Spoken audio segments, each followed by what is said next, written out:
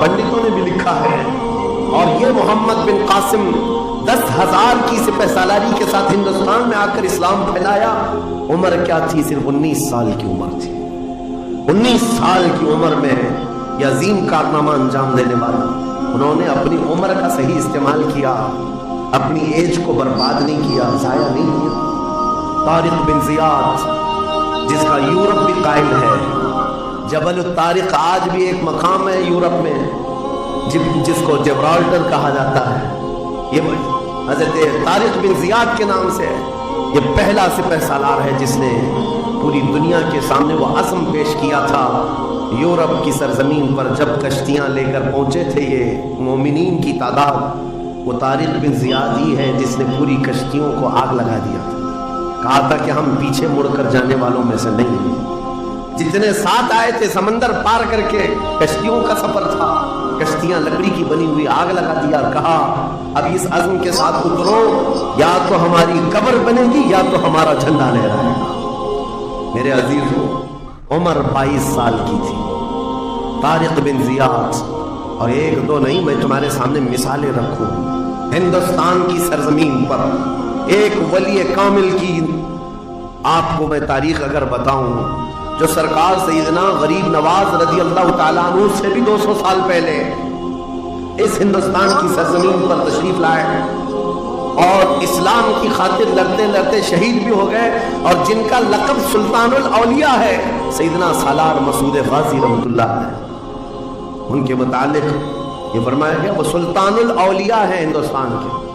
औलिया इकराम के बादशाह की हैसियत है। सरकार गरीब नवाज से भी पहले आए, लेकिन उनकी उम्र उनकी शहादत के वक्त 19 साल की थी। सिर्फ 19 साल की उम्र में वो मकाम अजीम पा लिया।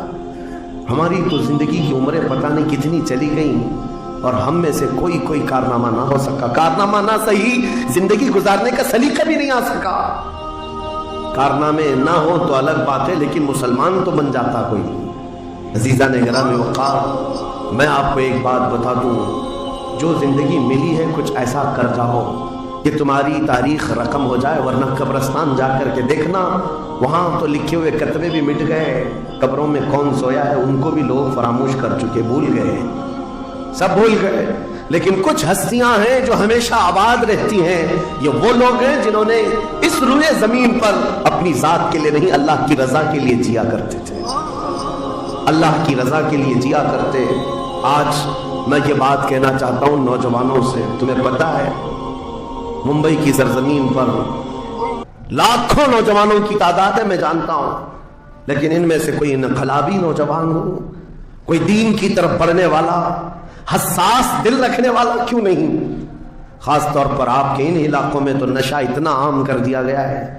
हम दूर दराज इलाकों से सुनते हैं कि मुसलमानों की मेजॉरिटी वाले इलाके, यहाँ नशा बिकता भी है, करते भी हैं, रात भर इसी में पड़े रहते हैं। किसने इस दुनिया में तुम्हें मुलविस किया है? यह वो कौम है जो कैसर और किसरा को घुटने पर ले आई थी। ये वो कौम है जिसने दरियाए दजला में घोड़े दौड़ा दिए थे। ये वो कौम है जिसने अफ्रीका की जंगलों में भी अजानें दी थी। ये वो कौम है जिसने यूरोप के कलीसाओं में कलमे तौहीद को बुलंद किया था। लेकिन आज इसी कौम की हाल ये है कि दुनिया हर घड़ी हमारे अमाल को निशाना बना करके हमें डिग्रेड करती जा रही है। समझ जाओ मेरे अजीजों, कब तक इस जिंदगी का